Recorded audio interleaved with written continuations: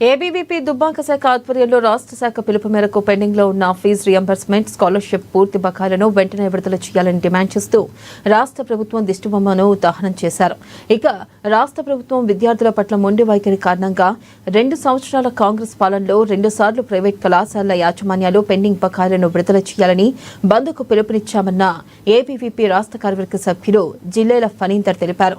ఇక మరోసారి బంద్కి సిద్ధమవుతున్నామని అంటేనే ఈ ప్రభుత్వానికి విద్యా వ్యవస్థపై ఎంత చిత్తశుద్ధి అర్థమవుతుందని విమర్శించారు. ఇక ఇప్పటికీ కూడా ఈ రాష్ట్ర ప్రభుత్వం మొద్దు నిద్రపోతూ మన రాష్ట్ర బడ్జెట్లో నిధులు లేవంటూ బుకాయిస్తుందంటూ ఏబీవీపీ నేతలు మండిపడుతున్నారు.